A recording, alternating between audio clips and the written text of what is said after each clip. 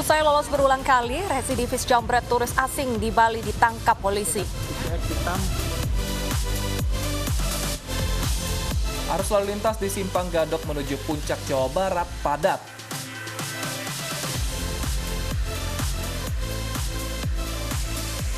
Lima wisatawan terseret derasnya arus air terjun saat berlibur.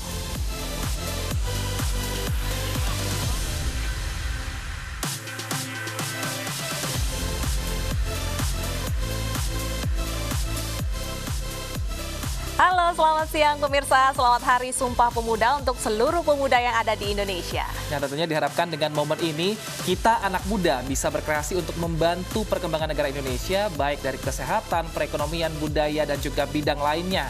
Nah, tentunya informasi mengenai Sumpah Pemuda juga ada di iNews Siang hari ini. Bersama saya Wilson Purba. Dan saya Bernadetta Ginting, inilah iNews Siang selengkapnya.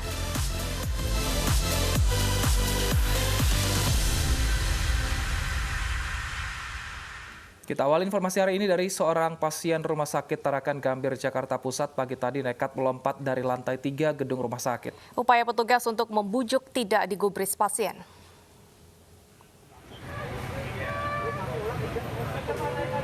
Oh, di atas itu, Pak. Itu di atas kan ada tali itu, Pak. Berdiri aja ya.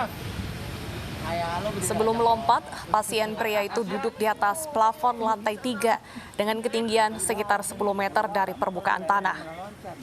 Oh, gitu. Pakai toa nih biar kedengeran deh. Kan ya. Bagaimana Pak? Kendala yang ada Pak? Waduh. Warga dan petugas keamanan berupaya membujuk korban agar mengurungkan niatnya dan bersedia kembali ke dalam gedung. Namun pasien itu tetap melompat hingga jatuh ke area parkir. Korban mengalami luka parah di bagian kepala dan juga menderita patah tulang sehingga langsung dilarikan ke UGD. Diduga pasien nekat melompat karena tidak sanggup menahan penyakit yang ia derita.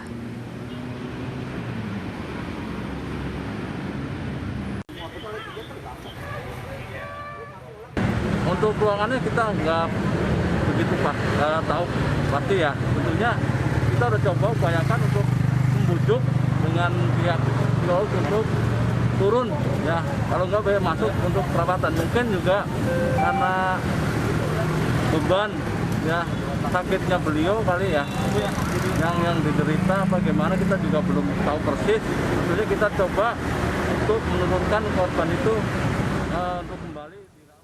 Seorang ayah diduga mencabuli anak perempuannya yang masih berusia 7 tahun di Kabupaten Deli Serdang, Sumatera Utara. Saat ditangkap, pelaku berupaya kabur dari kejaran polisi.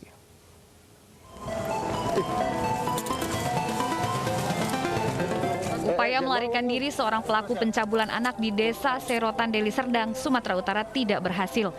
Pelaku tak berkutik saat ditangkap polisi. Pelaku dibekuk karena telah mencabuli anak perempuannya yang masih berusia 7 tahun. Bahkan diduga pelaku juga telah mencabuli teman korban yang berusia 5 tahun. Tergolong predator seks ya, anak kandungnya sendiri.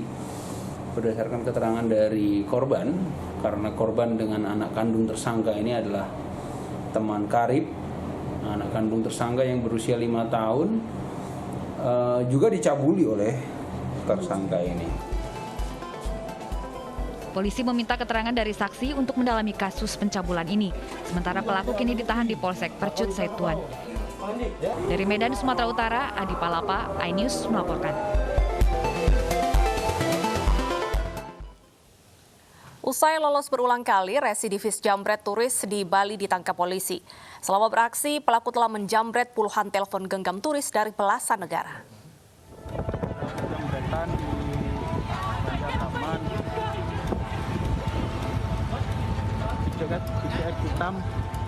Video amatir merekam seorang turis wanita menangis putus asa usai telepon genggamnya dijambret di salah satu kawasan wisata Bali. Turis wanita itu diduga salah seorang korban dari residivis jambret warga negara asing Muhammad Samin Sanae. Sejak keluar dari penjara bulan Juli lalu, Samin Sanae telah menjambret puluhan telepon seluler milik warga negara asing di 16 lokasi berbeda pada kawasan Kuta dan Kuta Utara. Modusnya mengambil secara paksa, misalkan rata-rata sih orang asing, karena orang asing di sini kan kurang tahu wilayah di sini. Jadi HP-nya kan pasti di tangan, kesempatan itulah digunakan untuk melakukan aksinya. Pelaku beralasan menjamret karena tidak memiliki pekerjaan tetap usai menjalani masa tahanan. Kenapa melempar orang asing? Karena itu yang ada di lapangan, ada di luar pas. Sebelumnya yang sudah melakukan pengintaian atau gimana? Tidak, pas saya perbawasan saya lihat, saya ambil. Polisi kini memburu rekan pelaku dan penadah yang selama ini menampung barang-barang hasil jambretan. Dari Badung, Bali, Bagus Alit, iNews melaporkan. Belasan orang diduga tertipu investasi rumah makan bodong di Mataram, Nusa Tenggara Barat. Korban melapor ke polisi dan mengaku telah tertipu hingga miliaran rupiah.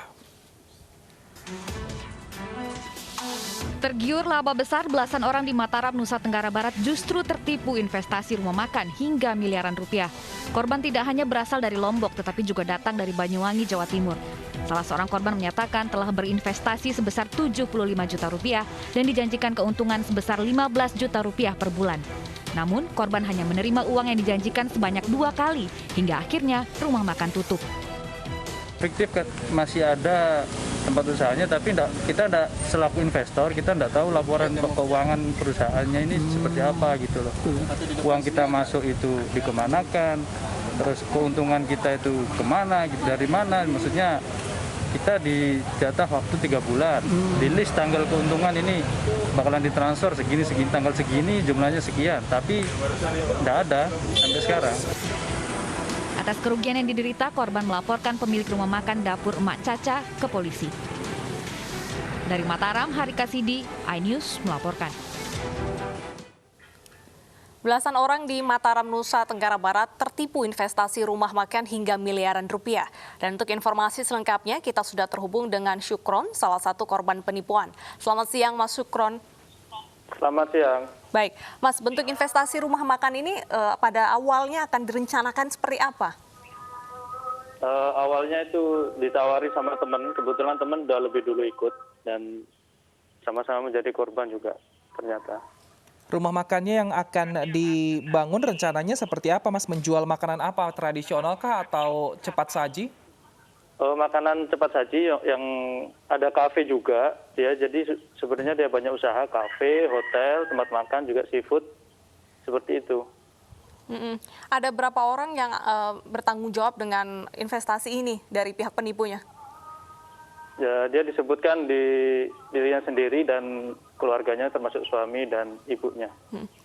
Berapa jumlah investasi yang Mas Syukron tanamkan di sana? Hampir 100 juta. Hampir 100 juta. Baik, ini tapi informasinya apakah memang Mas sudah pernah menerima laba dari rumah makan ini atau belum sama sekali, Mas?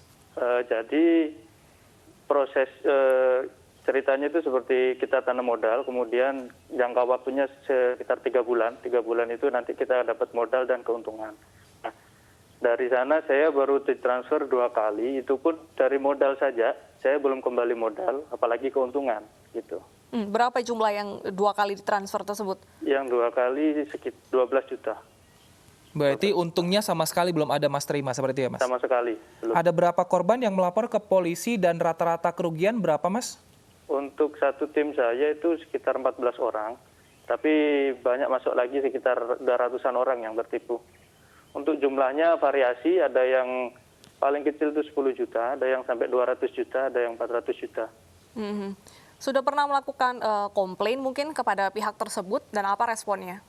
Sudah, cuma via WA kita ajak ketemuan tapi banyak alasan tidak ketemu. Sempat ketemu juga dia bilang diusahakan dan itu aja alasannya. Iya, berarti sampai saat ini belum bisa menghubungi ataupun bertemu dengan pihak tersebut?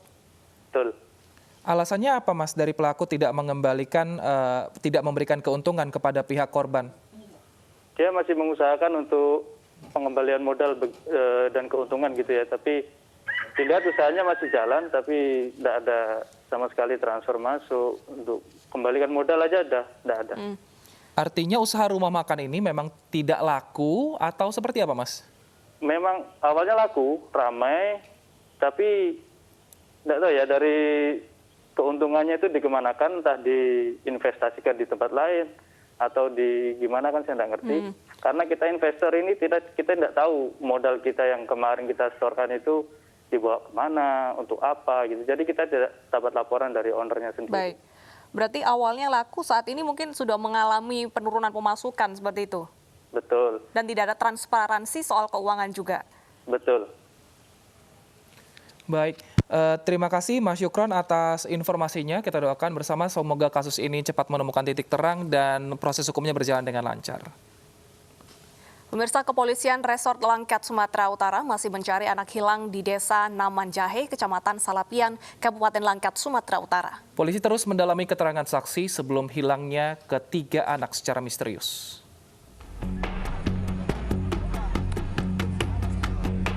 Polres Langkat terus berupaya mencari hilangnya 3 orang anak di Kecamatan Salapian di Kabupaten Langkat, Sumatera Utara.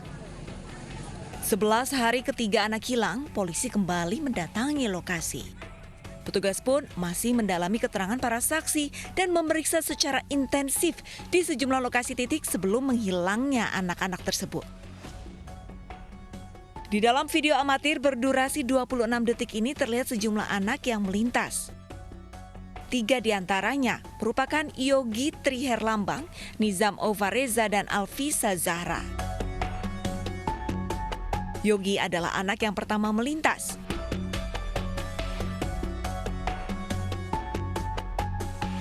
Nizam memakai baju warna kuning dan Zahra adalah anak yang terakhir melintas. Kepada pihak kepolisian, Sulastri yang merupakan tetangga korban memaparkan bahwa ia hanya merekam kegiatan alat berat eskavator yang bekerja membuat selokan parit di lahan perkebunan milik PT LNK. Sulastri tidak menyangka bahwa video tersebut merupakan video terakhir kali ketiga bocah malang itu terlihat. Ya ketiganya ya lari ke sana lari ke sini sambil nonton gitu lah. Tadinya kan dia ke pinggir paret. Udah gitu rasanya kurang puas dia nyebrang. Maksudnya nyebrang kan mana nggak di hadapannya gitulah nengoknya. Bukan nyebrang ke sana bukan? Bukan. Ya kayak di video kan jongkok dan tuh temen kayak apalah seneng gitu nengoknya. Polisi pun tak luput memeriksa pihak operator dan pengawas alat berat. Bersama warga, petugas terus mencari 3 orang anak usia 7 tahun dengan melakukan penyisiran di daerah perkebunan. Dari Langkat, Erwin Saputra Nasution, iNews melaporkan. Bahar bin Smith ditetapkan menjadi tersangka atas kasus dugaan penganiayaan terhadap seorang supir taksi. Bahar bin Smith diancam hukuman 5 tahun penjara.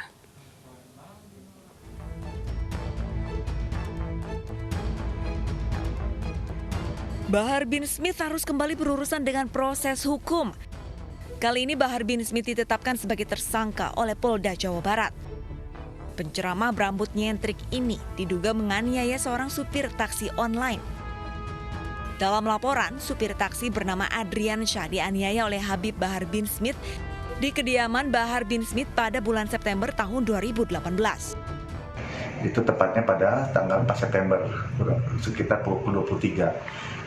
Yang bersangkutan melakukan penganiayaan kepada seorang supir Grab yang mengantarkan istrinya pulang. Ketika di rumahnya, nah pada saat itulah ya keterangan dari penyidik bahwa dari hasil pemeriksaan penyidik bahwa yang bersangkutan melakukan penganiayaan terhadap korban. Pada tahun 2019, Bahar bin Smith juga pernah terlibat kasus penganiayaan yang dilakukan pada 2 remaja di Jawa Barat. Dari Bandung, Jawa Barat, Mujib Prayitno, iNews melaporkan. Pemirsa, libur panjang kali ini jumlah penumpang di Bandara Soekarno-Hatta diprediksi meningkat hingga 15%. Apa saja yang harus disiapkan sebelum terbang? Nantikan informasinya usai jeda, tetap di iNews Siang.